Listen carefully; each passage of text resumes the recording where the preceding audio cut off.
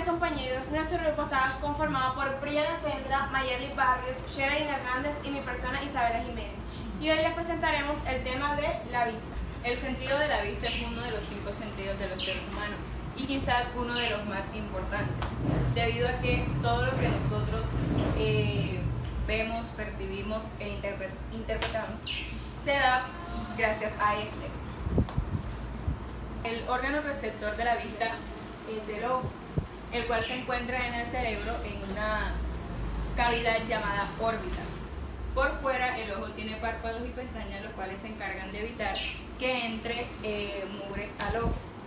Y por dentro se encuentra la córnea, la pupila, el iris, el cristalino, la retina y el nervio óptico. El estímulo que recibe el ojo es los luminosos, o sea, ondas electromagnéticas. Las principales estructuras del procesamiento de la información visual. El procesamiento de la información visual no es algo estático, sino que ocurre a lo largo de diferentes vías visuales del encéfalo, en las cuales se va a transmitir la información. Entre estas destacan la vía ventral y dorsal. La vía ventral, o también conocida vía del que, es una de las principales vías del encéfalo. Se encarga de observar la forma y color de los objetos, como también de la percepción de la profundidad. Entonces, aquí es donde entra en comparación los estímulos con los recuerdos, como por ejemplo en áreas como la fusiforme, que es lo que se encarga del reconocimiento de las caras. En lo que respecta a la vía dorsal, que esta pasaría por la parte superior del cráneo hasta llegar a la parte parietal. También es denominada la vía del como, porque trabaja aspectos tales como el movimiento y la localización espacial. Como células receptoras de la vista encontramos los bastones y los conos. Los bastones son aquellos responsables de la visión periférica y de la visión nocturna, debido a que estos son sensibles a la baja intensidad de la luz. Estos se encuentran ubicados fuera de la parte central de la retina del ojo. Y los bastones permiten la agudeza visual y son los encargados de la visión diurna. Estos proporcionan la diferencia del color y se encuentran en una pequeña zona amarillenta del ojo conocida como mácula. Son las células ganglionares las que constituyen el nervio óptico, y este a su vez es el encargado de enviar las señales que percibe el ojo hasta nuestro cerebro. El proceso de transducción en el sentido de la vista. La transducción visual es el proceso mediante el cual el fotón de luz genera una respuesta nerviosa en los fotocorrectores, en la cual los canales catatónicos del fotocorrector, cono o bastón, que aquí lo vemos, en su membrana, por lo que se hiperpolariza. Ahora les hablaré sobre el proceso de adaptación visual. Existen dos tipos de procesos: cuando nos adaptamos a la oscuridad y cuando nos adaptamos a la luminosidad. Ahora les hablaré de pasar de un lugar iluminado a uno oscuro. Con la adaptación a la oscuridad, primero, la pupila se contrae, o sea, se cierra, siendo su diámetro inversamente proporcional a la intensidad luminosa. La segunda, la retina eleva su umbral de excitabilidad, es decir, se requiere mayor luminosidad para que se detecte un cambio en esta.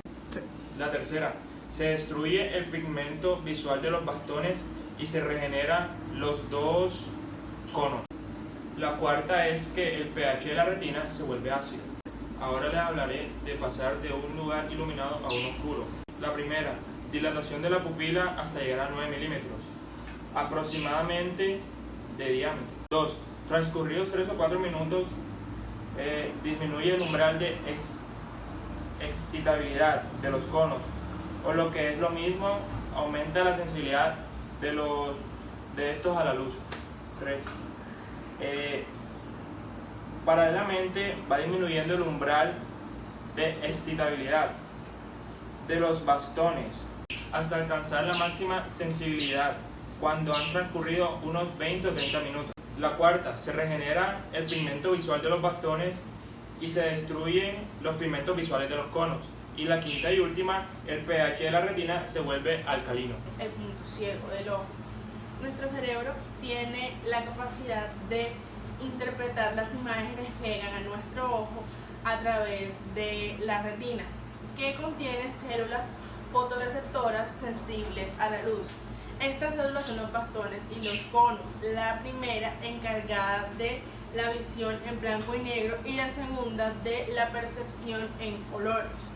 En primer lugar, la luz viaja a través de diferentes partes del ojo, como lo es el cristalino, la córnea, el humor vítreo, para finalmente llegar a focalizar en la mácula, que es la parte más importante de la retina porque se encarga de que tengamos una máxima agudeza visual y una óptima visión central. Será en la mácula donde los bastones y los conos van a transformar la luz en impulsos nerviosos y esto será transmitido al nervio óptico hasta llegar a la corteza visual en nuestro cerebro.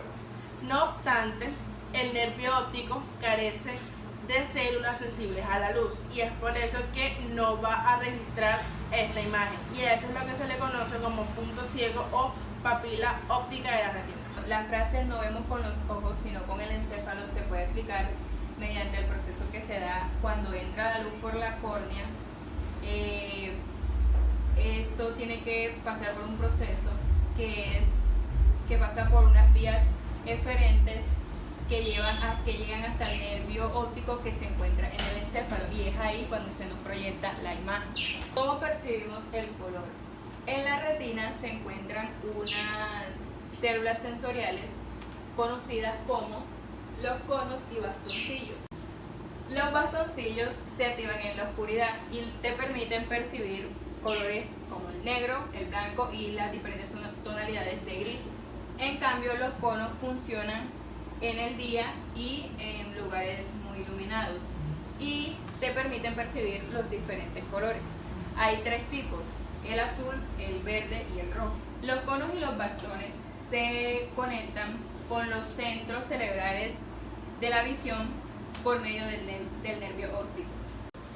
Teoría de la percepción del color por el ojo humano. En esta encontramos la teoría tricomática propuesta por Jones y después por Helmholtz, y la teoría de los procesos opuestos. Jones y Helmholtz se basaron en los experimentos de identificación y correspondencia de colores realizados y propuestos por Maxwell. Estas experiencias decían que se podían superponer tres fuentes de luz principales, las cuales conocemos como colores primarios. En un principio eran azul, rojo y verde. Hoy en día podemos decir que la visión del color se explica mejor desde ambas teorías, ya que la teoría tricomática explica mejor el funcionamiento de los fotorreceptores en la retina.